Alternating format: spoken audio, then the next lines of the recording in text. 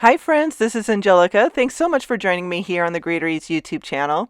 Today we're going to be taking a look at a few products from the Spring Fling collection, and we're going to put together a few cards.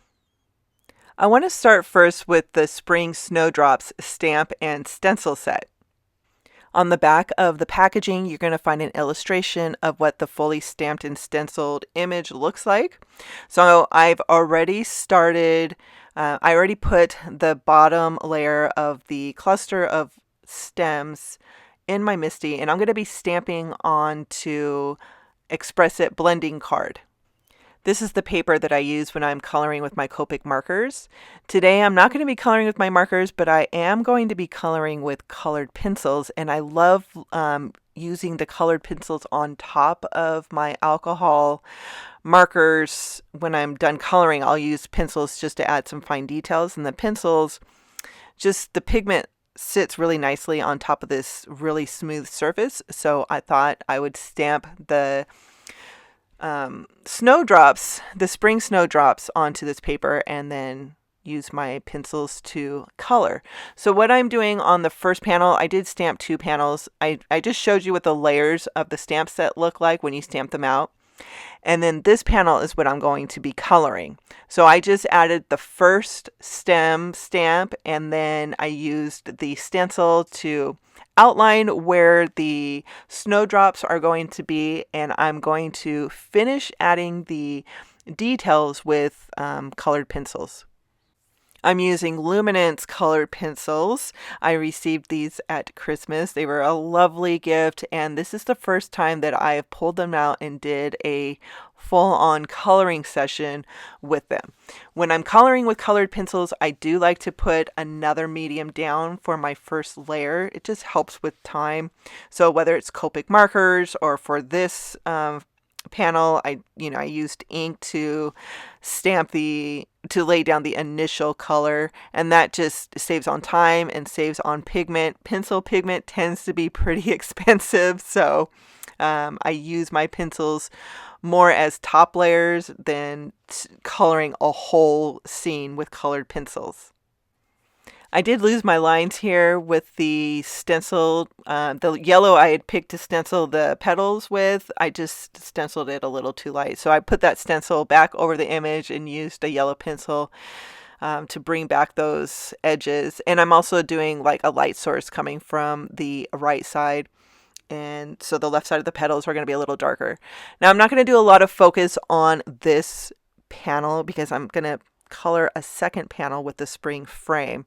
I will have a tutorial over on my YouTube channel if you want to see how I colored the spring snowdrops, but I did want to show you the before and after of how dramatic colored pencils can be when you use them with your stamps or with your stencils. And that is such a fun way for me to use my pencils because I don't know how to draw. So I rely on companies' illustrations for me to color. So this is just one way to use your pencils if you like to color, or use your markers, your watercolors. You can always color over stamps. So here is the stamped image that I used the coordinating die cut to die cut next to the colored image.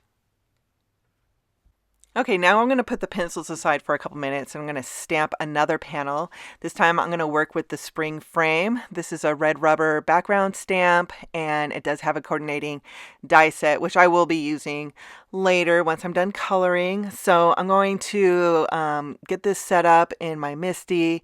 I'm going to stamp it with no line ink. This specific pad is from the Stamp Market, and it's just going to stamp a really nice light gray frame for me to be able to color. I did stamp again onto blending cards, so I have a nice smooth surface to color on.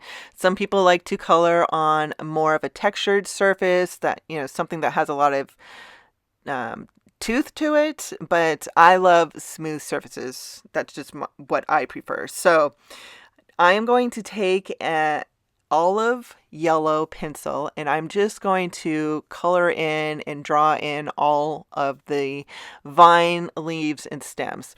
I just quickly did that off screen because I did nothing special, just drew in the lines and colored in the leaves. Now I'm going to start doing some more detailed coloring, even though I am working on the flowers right now, and these flowers are really small, and there really wasn't a lot that I did do to them except add some shading to them. Now I'm showing the yellow coloring because I wanted to show what I love to do when I'm coloring with yellow and I want to add some shading to yellow. I usually layer under the yellow, and I'll layer a violet, which I did here. I used a violet pencil, or a warm brown is beautiful under yellows. Yellow is just a really hard to add shading to with yellow, so bringing in a contrasting color works best for me. I do this with watercolors, markers, and pencils. When I'm coloring with pencils, the placement of the pencil in your hand has a lot to do with saving your tips. So first of all, I color with a pencil sharpener right next to me at all times because my pencil tips need to be sharp. And when I'm holding my pencil towards the bottom of the pencil, then I'm using a lot more pressure than when I'm holding the pencil towards the top of the pencil. And I also color in circles. I know that was a lot of information all at once, but I will talk you through that when we get further into this coloring.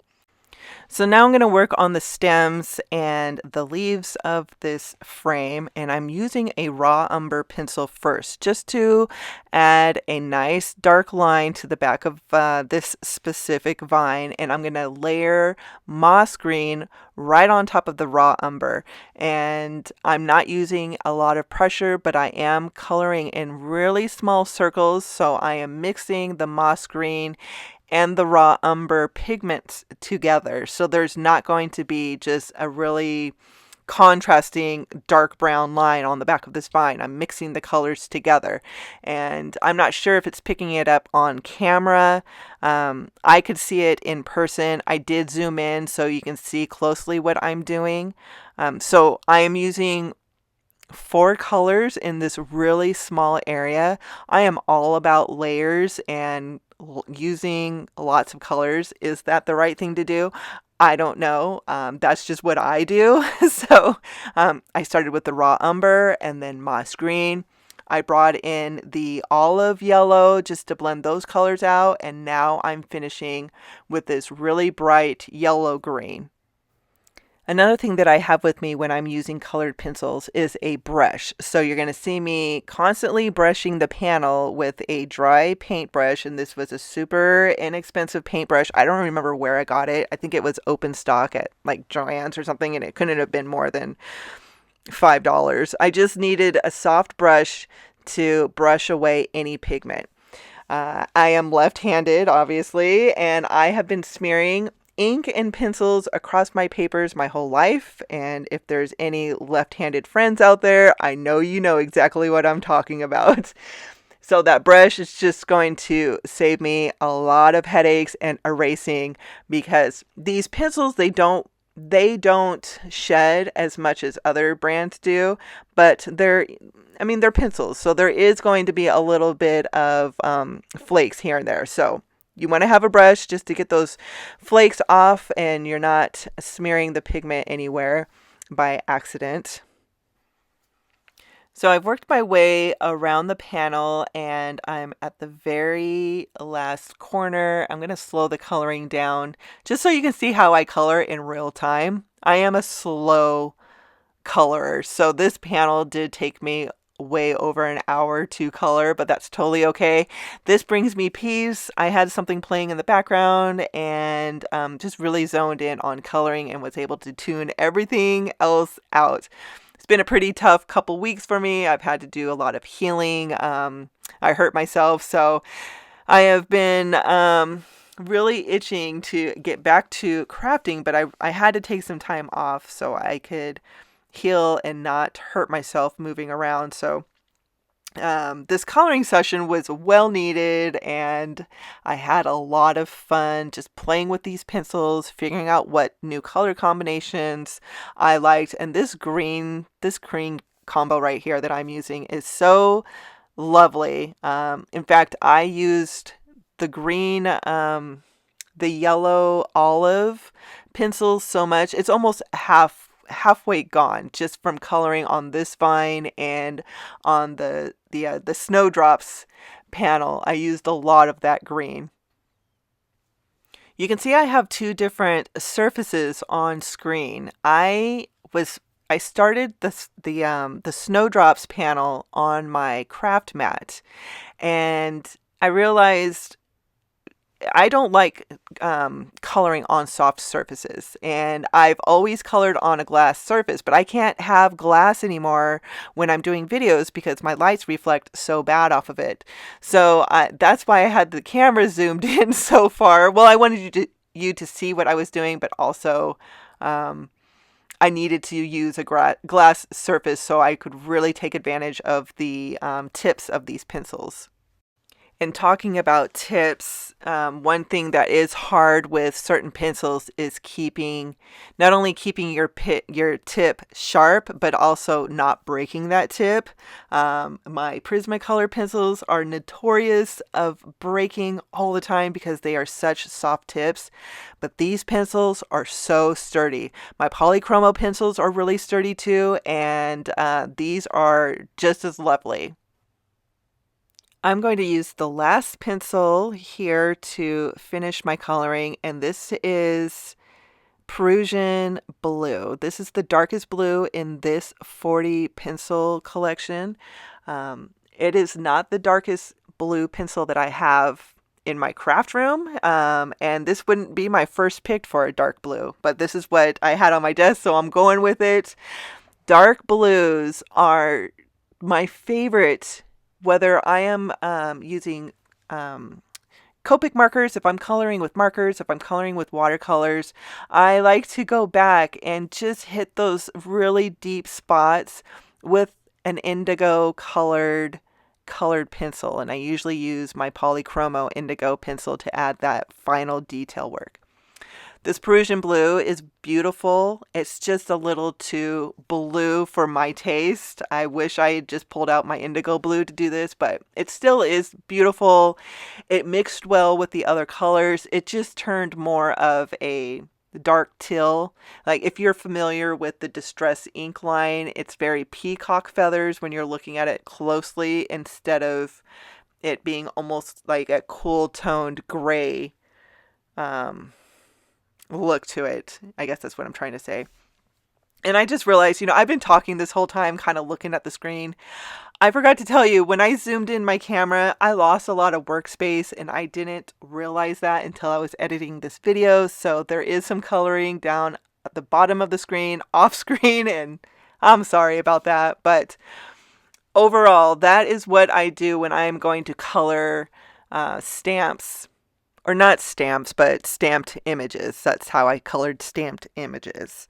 So since I have that blue pencil still out, I decided just to touch up a couple of places on the Spring Snowdrops panel and just kind of playing around. Now this is where I have a hard time with self-edit. I could have walked away from these panels minutes ago, but I always do this. I just start nitpicking and like, oh, I could put some color here. I could put some color there. But that's how I use my time in my craft room. It's not like I didn't have a whole lot of other things that I could have been doing. Nope, I just sat for another half an hour and played with a blue pencil. Now let's get these panels put on card bases. So the first thing I need to do is add a sentiment to the Spring Snowdrop panel. I colored this with a sick friend in mind, and it's my husband's friend, so I'm not going to make this like super fancy. I'm just going to keep it clean and simple and stamp a sentiment right onto the panel, which is already on a card base. So I picked a sentiment from All Occasions Script Sentiments stamp set, and I stamped it onto acetate first just to make sure I liked the placement and make sure it was straight. And because I spent so much time coloring, I did not want to just stamp right onto the panel first. So I used the acetate, make sure I liked how it was positioned, and then stamped it right onto the panel with black ink. For the spring frame panel, I'm going to use a sentiment from To Mom with Love stamp set. There is a coordinating die for this stamp set sold separately. I did run that die through my die cut machine and die cut white cardstock. I'm going to stamp Happy Mother's Day with Fig ink from Concord and Ninth. This purple ink turned out to be a little too dark for to match the frame, the colored frame, so I did restamp it with Dusty Concord, and I used a sponge dauber to even out the ink on the stamp. I've already die cut the spring frame off screen, and I attached it to a herringbone parquet background with thin foam squares. I've also put thin foam squares on the back of Happy Mother's Day sentiment. I'm just going to attach that right to the middle of the frame to finish this card. And I'm going to show a second card using the other large sentiment in To Mom with Love stamp set.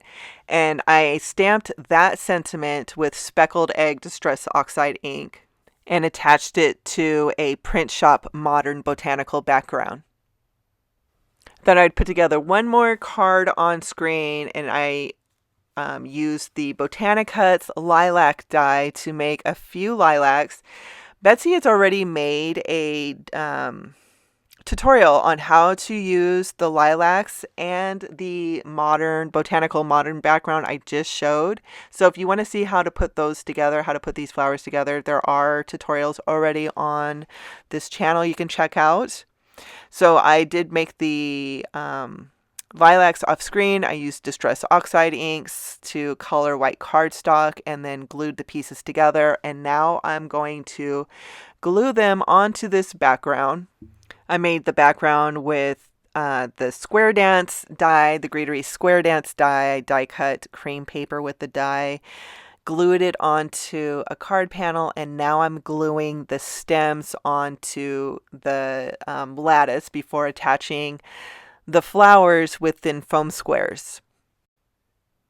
I'm also going to use my reverse tweezers to stick a couple pieces or a couple of the thin foam squares under some of the leaves just to give them a little bit more support and dimension. And then I'm going to use my detail scissors to trim the edges just to get those stems off of the edges and make the panel look nice and clean. So the last thing I need to do is make a sentiment. So I'm going to go back to All Occasion Script Sentiments stamp set. I did use the coordinating die to die cut a panel of white cardstock. I lined up all of the sentiments on their die cuts, and I'm going to stamp them with black ink. This is what I do with most of my sentiment stamp sets. I'll just stamp all of the sentiments out so now I can see what they look like. I just have them ready to go if I need to put together a quick card. Here I'm just going to pick one out. I didn't really know which sentiment I wanted to use. I just wanted one that was going to fit nicely in that little upper right corner. So I picked out a sentiment, and then I'm going to use thin foam squares to attach that sentiment to the card panel. But what I do with the rest of my sentiments, I have a small collection of different sized clear bags. And I put all of my unused die cuts in these bags. And I have a drawer next to I have two drawers actually next to my craft desk that has the die cuts in their little bags, just like this. I have a drawer that is just for me. And then I have a drawer that my daughter can get into and make her own cards with. So now we're just take a last look at all the cards that I made with this collection.